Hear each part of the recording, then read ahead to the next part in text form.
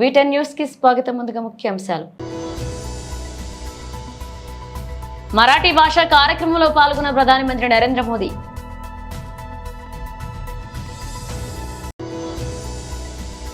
ఈసారి ట్రంప్ గెలవకుంటే ఇక అంతే అంటూ ఎలన్ మస్క్ సంచలన వ్యాఖ్యలు.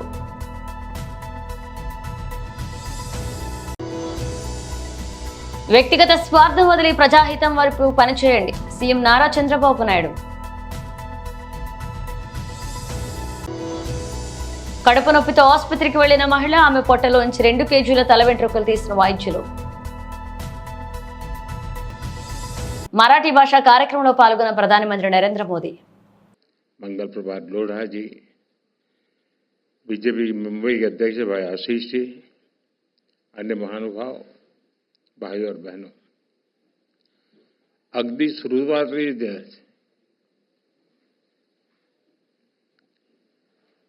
महाराष्ट्रातील, महाराष्ट्राबाहेरील आणि सर्व जगातील मराठी भाषक मंडळीचे मराठी भाषेला अभिजात भाषा म्हणजे क्लासिकल लँग्वेजचा दर्जा मिळाल्याबद्दल अतिशय मनापासून अभिनंदन करतो.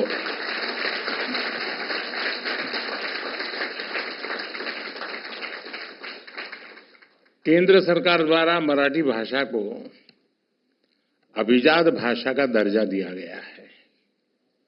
आज मराठी भाषा के इतिहास का स्वर्णिम अवसर है और मौर्य जी ने बहुत बढ़िया तरीके से इसको समेकअप किया. इस निर्णय का, इस पल का महाराष्ट्र के लोगों को, मराठी बोलने वाले हर व्यक्ति को दशकों से इंतजार था. मुझे खुशी है कि महाराष्ट्र का ये सपना पूरा करने में कुछ करने का सौभाग्य मुझे मिला. आज खुशी के इस पल को साझा करने के लिए मैं आप सबके बीच हूं. मराठी के साथ बंगाली, पाली, प्राकृत और असमिया भाषाओं को भी क्लासिकल लैंग्वेज का दर्जा दिया गया है. मैं इन भाषाओं से जुड़े लोगों को भी बधाई देता हूं.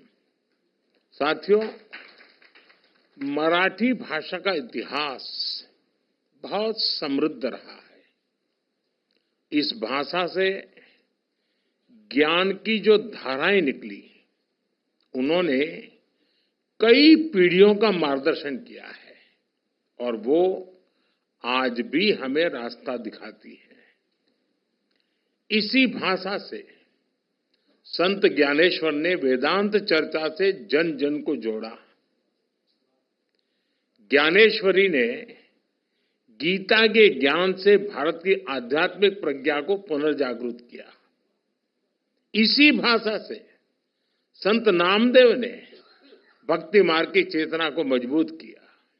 इसी तरह संत तुकाराम ने मराठी भाषा में धार्मिक जागरूकता का अभियान चलाया और संत चोखा मेला ने सामाजिक परिवर्तन के आंदोलन को सशक्त किया. आज महाराष्ट्र आणि मराठी धर्म वाढविण्या थोर संतान मी साष्टांग दंडवत करतो. मराठी भाषेला हा दर्जा संपूर्ण देशाने छत्रपती शिवाजी महाराज यांना त्यांच्या राज्याभिषेकाच्या 350व्या वर्षात केलेला मानाचा मुजरा आहे.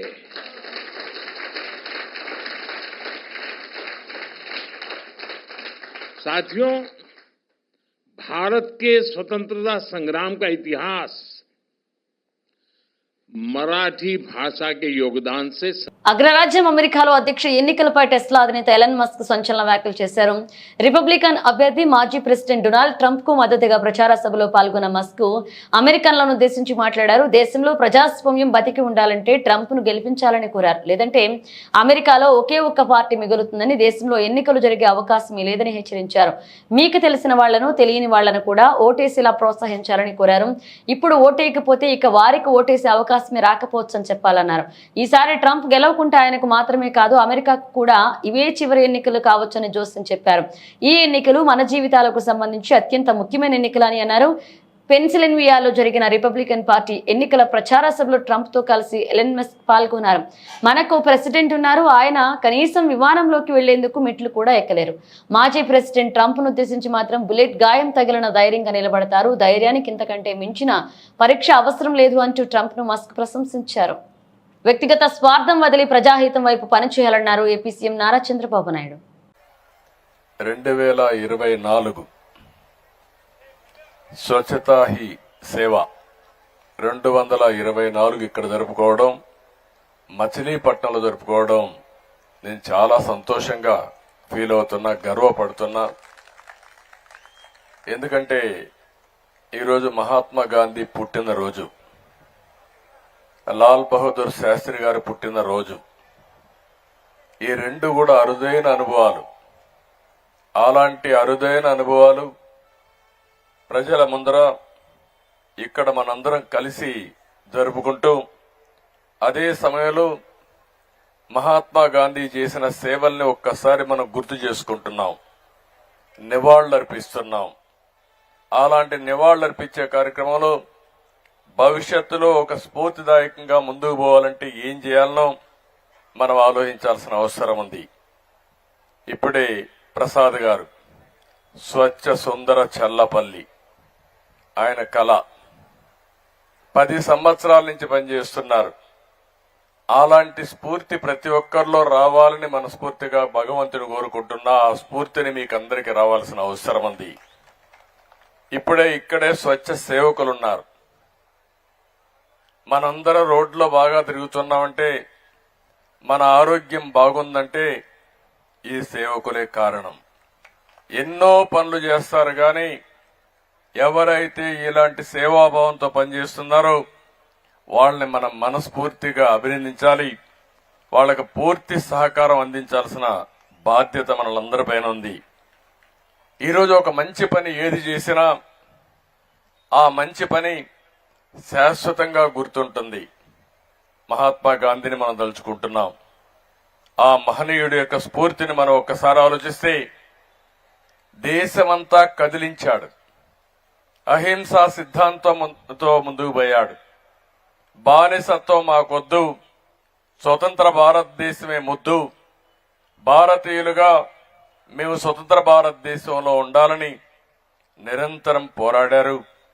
ఆయన అవలంబించిన సిద్ధాంతం ఈ రోజే కాదు, భావి తరాలకు కూడా ఆదర్శం. ఆయన చనిపోయి ఇన్ని సంవత్సరాలైనా ఇప్పుడు కూడా ఆయన గుర్తుపెట్టుకుంటున్నామంటే, ఆయన ఆశయాలకు అనుగుణంగా మనం పనిచేస్తున్నామంటే దానికి కారణం ఆ ఆలోచనలు ఎప్పుడు కూడా ప్రజాహితం కాబట్టి ఆలోచిస్తున్నాం. అలాంటి మహనీయుడిని మనం ఒకసారి ఆలోచిస్తే, 1869 పోర్బందర్లో ఇదే రోజున జన్మించడం, అదే మరిగా ఒక పక్క స్వాతంత్రం కోసం పోరాడమే కాకుండా ఇంకొక పక్కన ఎక్కడెక్కడ స్వచ్ఛత కార్యక్రమాన్ని ఆయన చేపట్టి ప్రజా చైతన్యం తీసుకొచ్చాడు. 1919లో మొట్టమొదటిసారిగా ఈ జిల్లాకు వచ్చాడు.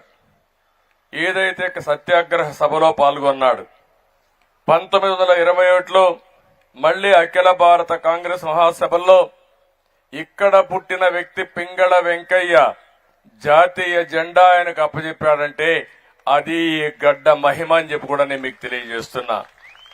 స్వాతంత్ర ఉద్యమంలో ముందున్నారు, స్వాతంత్ర పోరాటంలో ముందున్నారు. అదే ఈరోజు మువ్వెన్నెల జెండా రెపరెపలాడుతుంది. ప్రతి ఒక్క భారతీయుడు ప్రపంచం అంతా కూడా గర్వంగా నేను భారతీయుడిని చెప్పుకునే శక్తినిచ్చింది ఈ పింగళి వెంకయ్య ఈ గడ్డ వాసి అని చెప్పి మరొకసారి మీ అందరికీ విజ్ఞప్తి చేస్తున్నా. స్వర్గీయ మాజీ కేంద్ర మంత్రి పెద్దపల్లి మాజీ పార్లమెంట్ సభ్యులు గడ్డం వెంకటస్వామి 95వ జయంతిని పురస్కరించుకుని గోదావరికని నగర కాంగ్రెస్ అధ్యక్షుడు బొంతల రాజేష్ ఆధ్వర్యంలో స్థానిక జీఎం కాలనీ మూలమల్పు వద్ద గల కాకా విగ్రహానికి స్థానిక నాయకులతో కలిసి పూలమాలలు వేసి ఘనంగా నివాళులర్పించారు. రామగుండం శాసనసభ్యులు మకన్ సింగ్ రాష్ట్రాగు అనంతరం కాంగ్రెస్ పార్టీ సీనియర్ నాయకులు పి మల్లికార్జున ఆధ్వర్యంలో చౌరస్తాలో జరిగిన అన్నదాన కార్యక్రమానికి ముఖ్య అతిథులుగా చేసి భోజనాలను వడ్డించారు. ఈ కార్యక్రమంలో కాంగ్రెస్ పార్టీ సీనియర్ నాయకులు, కార్పొరేటర్లు, మాజీ కార్పొరేటర్లు, వివిధ విభాగాల అధ్యక్షులు, పెద్దపల్లి జిల్లా సోషల్ మీడియా కోఆర్డినేటర్, నియోజకవర్గ సోషల్ మీడియా కోఆర్డినేటర్ పాల్గొన్నారు.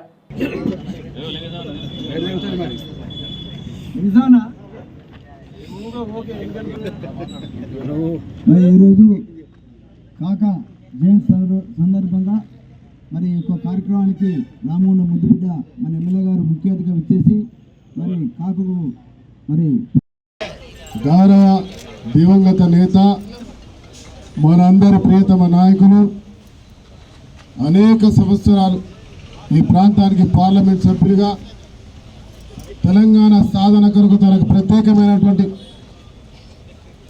శ్రద్ధను చూపి 1969లో దానికంటే ముందు అనేక ఉద్యమాల్లో పాల్గొని రాజకీయాల్లోకి వచ్చి ఈ ప్రాంతం నుంచి పార్లమెంట్ సభ్యులుగా, కేంద్ర మంత్రిగా ఈ రాష్ట్ర రాజకీయాల్లో, దేశ రాజకీయాల్లో అనేక మార్పులు తీసుకొచ్చి ఇలా కార్మిక మంత్రిగా భారతదేశంలో చరిత్రాత్మకంగా నిలిపించుకున్నటువంటి చరిత్ర గౌరవ శ్రీ వెంకటస్వామి కాక గారు. వారు చేసినటువంటి సంస్కరణ వల్ల ఇలా కార్మికుడు ధైర్యంగా తల ఎత్తుకొని నిలబడి మాకు రిటైర్ అయిన తర్వాత కూడా మేము జీవించగలుగుతామనే నమ్మకాన్ని తీసుకొచ్చి నిజం చేసినటువంటి ఒక వ్యక్తి ఇవాళ వెంకటస్వామి కాక గారు. మన కార్మిక క్షేత్రంలో ప్రతి ఒక్క కుటుంబం కూడా గర్వంగా చెప్పుకునేటువంటి అవసరం ఉంది. ఇవాళ పెన్షన్ వ్యవస్థ, పిఎఫ్, ఈఎస్ఐ వ్యవస్థ సింగరేణి నష్టాలు ఉన్నప్పుడు దాదాపు 650 కోట్ల రూపాయలు ఆర్థిక సాయం కేంద్రం ద్వారా ఇప్పించి ఈ వ్యవస్థను కాపాడి, ఎందుకంటే చరిత్రాత్మకమైన వ్యవస్థ సింగరేణి వ్యవస్థ. నిజాం పరిపాలన బొగ్గు ప్రారంభిస్తే డక్కన్ కోల్గా, తర్వాత సింగరేణి కోల్గా మారిన వ్యవస్థ చరిత్ర ఉన్నటువంటి ఇలా భారతదేశానికి ఆదర్శంగా సింగరేణిని చూసే కోల్ ఇండియా వచ్చింది, సింగరేణిని చూసే ఎన్టీపీసీ వచ్చింది, సింగరేణిని చూసే ఇతరత్ర కంపెనీలు వచ్చినాయి. దరిద్రం ఏమిటంటే వెంకటస్వామి గారి కళలు దేశవ్యాప్తంగా సింగరేణి కావాలనుకుంటే మరి అది కాలేకపోయింది. తెలంగాణ సాధించిన తర్వాత సింగరేణిని దేశవ్యాప్తంగా చేయాలనే ఆలోచన ఉండే. దురదృష్టం, దొరల పాలన ఈ రాష్ట్రాన్ని కబలించింది. ఈరోజు రేవంత్ రెడ్డి గారు ముఖ్యమంత్రిగా, మా నాయకులు శ్రీధర్ బాబు గారు, బట్టి విక్రమార్క గారు, ఇవాళ మళ్ళీ మన ఏదైతే రాజశేఖర రెడ్డి గారు, తర్వాత వెంకటస్వామి గారు ఆలోచన చేసినారో ఈ సింగరేణి దేశవ్యాప్తంగా విస్తరించాలని, సింగరేణి కార్మిక వ్యవస్థ తెలంగాణతో పాటు అన్ని దేశాల్లో కూడా ఉండాలని కడుపు నొప్పితో బాధపడుతూ ఆసుపత్రికి వెళ్లిన 31 ఏళ్ల మహిళను పరీక్షించిన వైద్యులు నివ్వెరపోయారు. ఆమె పొట్టలో ఏకంగా 2 కిలోల తల వెంట్రుకలు కనిపించడంతో షాక్ అయ్యారు. ఆపై శస్త్రచికిత్స చేసి తొలగించారు. ఉత్తరప్రదేశ్లోని బరేలీలో జరిగిన ఘటన. బాధిత మహిళ అరుదైన వ్యాధితో బాధపడుతూ గత 15 ఏళ్లుగా వెంట్రుకలు తీస్తున్నట్లుగా గుర్తించారు. చాలా కాలంగా తీవ్రమైన కడుపు నొప్పితో బాధపడుతున్న ఆమె ట్రైకోలోటోమేనియా అనే అరుదైన రుగ్మతతో బాధపడుతున్నట్లుగా వైద్యులు నిర్ధారించారు. ఈ సమస్యతో బాధపడే వారిలో జుట్టు తినాలనే కోరిక బలంగా ఉంటుంది. ఇక బరేలీలో ఇలాంటి ఘటన వెలుగు చూడడం గత 25 ఏళ్లలో ఇదే తొలిసారని వైద్యులు తెలిపారు. మహిళకు 16 ఏళ్లు ఉన్నప్పటి నుంచే ఈ సమస్యతో బాధపడుతున్నట్లుగా వైద్యులు తెలిపారు. అప్పటి నుంచి వెంట్రుకలు తింటుండడంతో అవన్నీ కడుపులోకి పేరుకుపోయి పెద్ద బంతిలా తయారయ్యాయి. ఇవి పేగులు, ఇతర అవయవాల పనితీరు దెబ్బతీస్తుందని పలుమార్లు ఆసుపత్రుల్లో చూపించుకున్నప్పటికీ ఫలితం లేకుండా పోయింది. సెప్టెంబర్ 22న మరొక మారు తీవ్రమైన కడుపు నొప్పి బాధపడుతూ బరేలీలోని మహారాణా ప్రతాప్ జిల్లా ప్రభుత్వ ఆసుపత్రిలో చేరింది. ఇక అక్కడ ఆమెకు పలు పరీక్షలు నిర్వహించారు. చివరికి ఆమె కడుపులో తల వెంట్రుకలు ఉండను గమనించి శస్త్రచికిత్స చేసి తొలగించారు. ప్రస్తుతం ఆమెను ఆసుపత్రి నుంచి డిశ్చార్జ్ చేశామని, ఆమెకు సైకలాజికల్ కౌన్సిలింగ్ నిర్వహిస్తున్నట్లుగా వైద్యులు తెలిపారు. తిరుపతి విమానాశ్రయానికి గుర్తెలిని అదగంతకుడు బెదిరింపు లేఖ రాశారు. సిఐఎస్ఎఫ్ అధికారి వెబ్సైట్ అందిన ఈ లేఖను గోప్యంగా ఉంచి అధికారులకు ఏర్పేడు పోలీసులకు అందించారు. ఈ సమాచారం అందుకున్న ఏర్పేడు పోలీసులు కొన్ని బృందాలుగా విడిపోయి ఈమెయిల్ ఆధారితంగా అగంతకుడు కోసం పోలీసులు గాలింపు చర్యలు చేపట్టారు.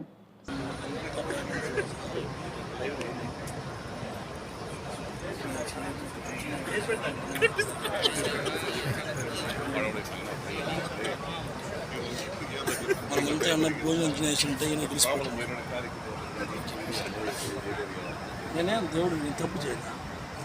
నేనమ్మ అదేమో నా గవర్నమెంట్ ఉన్న 6 గంటలు 5 కిలోమీటర్ల వరకు కొమరాడ మండల కేంద్రానికి అతి సమీపంలో పెద్ద గొయ్యిలో ఇసుక లారీ దిగిపోవడంతో భారీగా ట్రాఫిక్ జామ్ ఏర్పడింది. ఎంత ఘోరం, ఎంత అన్యాయం! ఒక్క రోజు కాదు, 2 రోజులు కాదు, 3.5 సంవత్సరాల కాలంగా ఇదే నరకయాతన. గత కలెక్టర్ నిధులు తెస్తామని చెప్పి ఎన్నిసార్లు గ్రీవెన్స్లు చెప్పినప్పటికీ పట్టించుకునే పరిస్థితి. కొత్తగా వచ్చిన కలెక్టర్ పార్వతీపురం మన్యం జిల్లాకు సంబంధించి 11.75 కోట్లు విడుదలయ్యాయని చెప్పినప్పటికీ నిధులు విడుదల కాని పరిస్థితి ఏర్పడింది. ఇక అమరావతి నుండి ఆ నిధులు నడుచుకుని వస్తున్నాయంటూ ప్రశ్నిస్తున్నామన్నారు. ఆదివారం ఉదయం 4 గంటల నుండి 10 గంటల వరకు భారీ బంద్ ఏర్పాటు చేశారు. ఇక 10 గంటల ప్రాంతంలో కోమరాడ పోలీస్ సిబ్బంది సహకారం ఇసుక లారీని తీయడంతో కొంచెం ట్రాఫిక్ అంతరాయం కలిగింది. ఇక అంతరాష్ట్ర రహదారిపైన ఈ గోతులో గడిచిన 4 నెలలుగా 20 సార్లు గంటల కొలది ట్రాఫిక్ అయ్యే గొయ్య ఇది. ఇక గత వైఎస్ఆర్ ప్రభుత్వంలో 3.5 సంవత్సరాల కాలంగా నిర్లక్ష్యంగా వ్యవహరించడంతోనే ఈ పరిస్థితి కారణం. ఇదండి కొమరాడ మండల కేంద్రానికి అతి సమీపండి రహదారి. ఇప్పటికే 20 సార్లు అండి ఇక్కడ లారీలన్నీ తీపోయి ట్రాఫిక్ అయిపోయిన పరిస్థితి ఉంది. ఈరోజు ఉదయం రాత్రి 3:30 గంటల ప్రాంతంలో లారీ ఇక్కడ ఇదండి మొత్తం వీధిపోయి గుమ్ములు దిగి ఇప్పటికే ట్రాఫిక్ 2 కిలోమీటర్లు అయింది. ఇంకా పెరిగితే మరొక 5-6 కిలోమీటర్లు అయ్యే పరిస్థితి ఉంది. ఇది గత 3.5 సంవత్సరాలకు ఇదే జరుగుతుంది. ఇంత జరుగుతున్న గత పాలకుల నిర్లక్ష్యం వల్ల ఇది జరిగింది. పోనీ కొత్తగా ఈ తెలుగుదేశం ప్రభుత్వం వచ్చిందంటే 100 రోజులు అయింది. వీళ్ళు కూడా ఇదిగో నిధులు వస్తాయి తప్ప ఒక్క మరమ్మతు కూడా చేయని పరిస్థితి ఉంది. ఇలాంటి సందర్భంలో ప్రతిరోజు అడుగడుకి ట్రాఫిక్ గంటకి ఇబ్బంది పడే పరిస్థితిలో ఈ రోజు అటు 3 రాత్రులకి వెళ్ళి వాహనదారులు చాలా ఇబ్బంది పడే పరిస్థితి ఉంది. కాబట్టి ఏదైతే మన ముఖ్యమంత్రి నారా చంద్రబాబు నాయుడు గారు అన్నారు 11.75 లక్షలు అంటే 11.75 లక్షలు విడుదల చేసామని మన కలెక్టర్ గారు కూడా పేపర్ ప్యాకెట్ నుంచి 20 రోజులు అవుతుంది. ఆ డబ్బులు ఎక్కడ ఉన్నాయి నడుచుకొని వస్తాయని చెప్పి తెలియదు. గతంలో కూడా కలెక్టర్ గారు కానీ విడుదల చేస్తామని ఏ డబ్బులు లేవు. ఈ విధంగా మోసం చేస్తున్నారు. ఈ రోజు వాహన డ్రైవర్లు 3 రాత్రులకి వెళ్ళి వాహన డ్రైవర్లు చాలా ఇబ్బంది పడుతున్నారు.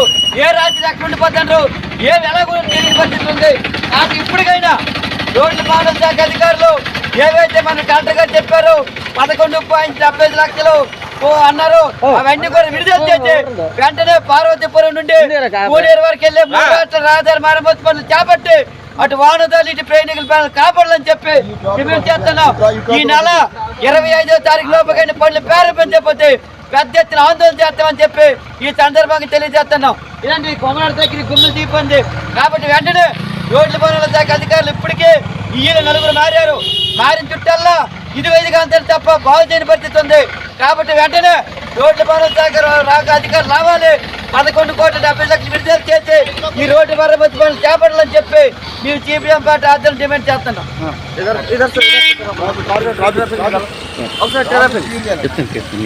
మేడ్చల్ మెట్రో సాధనా సమితి ఆధ్వర్యంలో మేడ్చల్ మేరకు వరకు మెట్రో మంజూరు చేయాలని జీడిమెట్ల గాంధీ విగ్రహం వద్ద శాంతియుత ధర్నా నిర్వహించారు. ఈ కార్యక్రమానికి సంఘీభావం తెలిపి ధర్నాలో పాల్గొన్నారు ఎమ్మెల్యే కేపీ వివేకానంద్.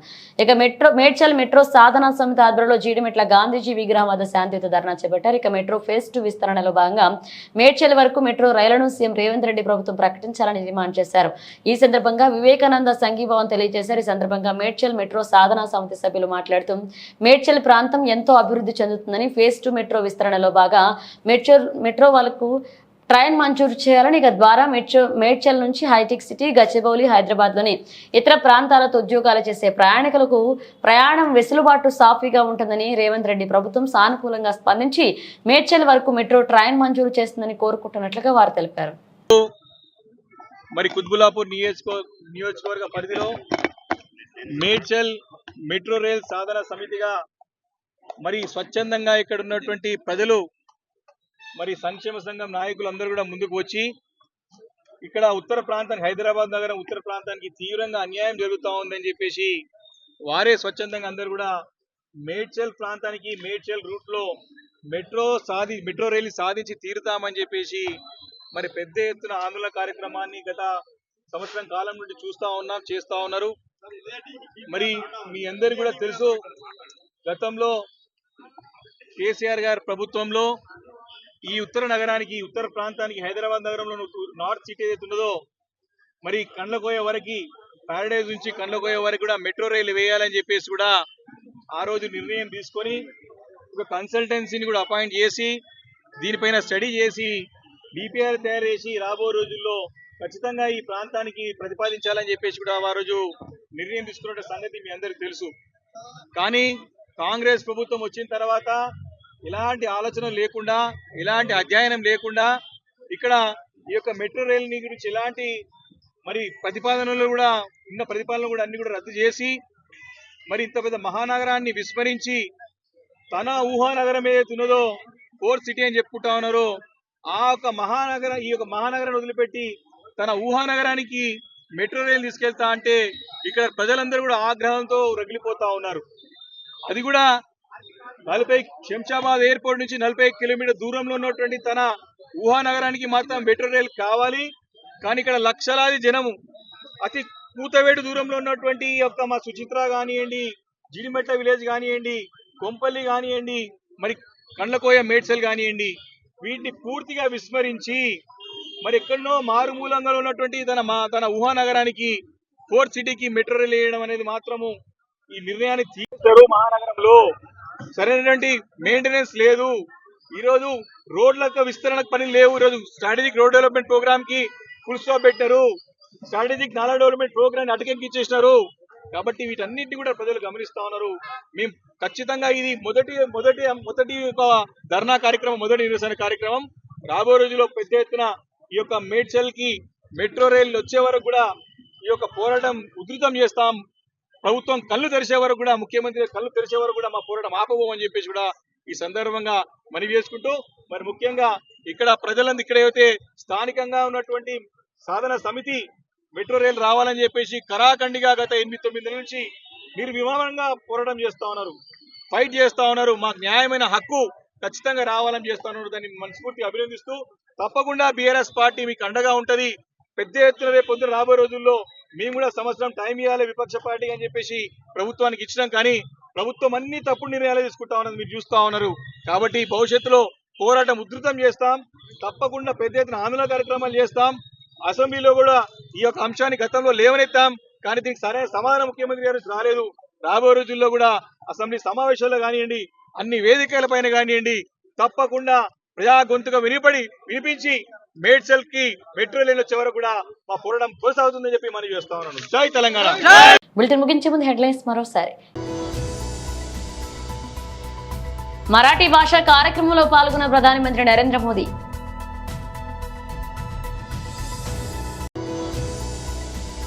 ఈసారి ట్రంప్ గెలవకుంటే ఇక అంతే అంటూ ఎలన్ మస్క్ సంచలన వ్యాఖ్యలు.